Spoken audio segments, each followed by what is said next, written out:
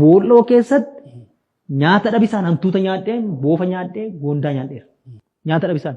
Boofni sun eessaa dhufa waa'ettu boolla keessan taa'e keessatti boolla waa baqaqu afaan isaa waa akkas banamu boofna waan dhufu ani seenaa boofaan beeku waan namni odeessu morma isaa qabnaan summiin hin ba'an dhaga'e. Summii isa ba'an sana dhaga'een kutadheera waan nyaadhu mataa isaa dhiisee eegee isaa isa gidduu isaa nyaadha. Achitti hin tortora goondaan hin dhufu. Boofuma jiraa isaa. Boofuma isa lubbuu qabu. Dheedhii isaa. Isuma dheedhii isaa. An Chaayinaanis wajjin yeroo sana boolla sana keessa. Intala Eertiraawiin tokko waggoota murtaa'eef boolla keessa turte na duukaa. Achiitii umarratti miila koo kanarratti gogaa sangaa hidhanii mahaa cabrii bakka amtu tokkotti na geessanii waraabessa akkana nyaatuuf chikaala gidduutti harka koo hidhanii na dhiisan. Waraanni lama achirra taa'ee na eega. Gaararra taa'ee na eega. Waraanni kun lamaaneetu waraabessi waa dhufee na nyaatu gogaan waan irraa hiikkatu maala waa godhu ilaallaan an bakka yaa waaqayyo jedhe. Yoo du'u inaan jette sittiin du'a.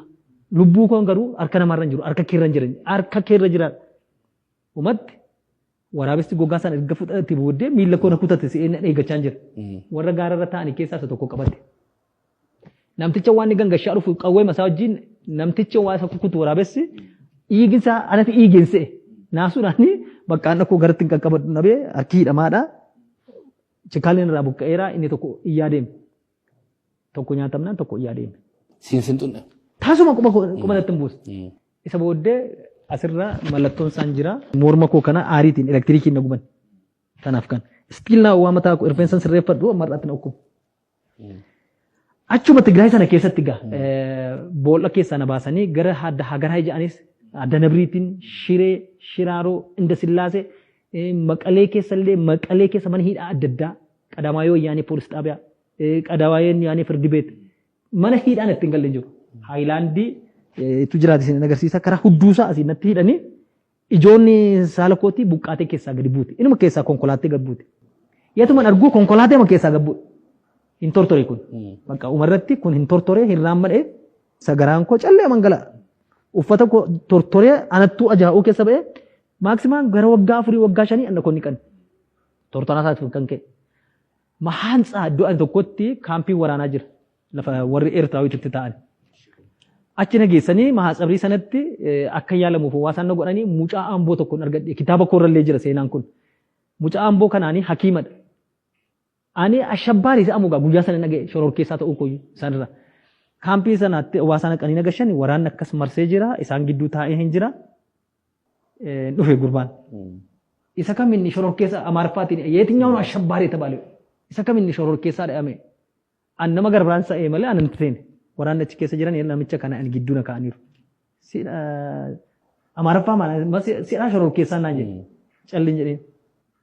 Deebisee Oromoffaatti ati eenyuudhaan naan jedhe. Afaan masaa keessa Amaariffa baasin beeku. Ani Oromoodha. Ani dhufe seenaa sana itti nime sana hundumaatti nime. Hinne an mucaa Amboodha. Obboleessa koo ajjeesanii Amboo keessatti gatan. Waraanaan akkasiin jedhu. Inni waraanaadhas yaalaadhas. Waraana ta'e hin yaala. Waraana yaala. Summii ani siin kenne kuni isatti nama ajjeesanidha. Manni murtii olaanaa federaalaa lidataa jiru kan hiccitii kan hundumaa beeka dokumentiin isaa jiran arka. Isaan bira jiran arka jira. Siin waraaneen si ajjeesuu fi akka obboleessa koo ajjeesetti ilaala. Ispoonjii waraana'ee ispoonjii waraanee ture. Hinduuneef namtichi hin deebi'e. Maaliif hinduune aniin?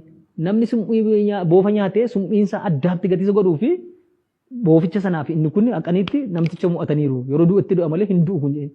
Baay'ee na'anii kun bakka an du'u naan jedhanii nagatan. Hidhaa sana keessatti iji koo kun hin argu ture. Gurri koon dhaga'u, fincaan koon qabadhu.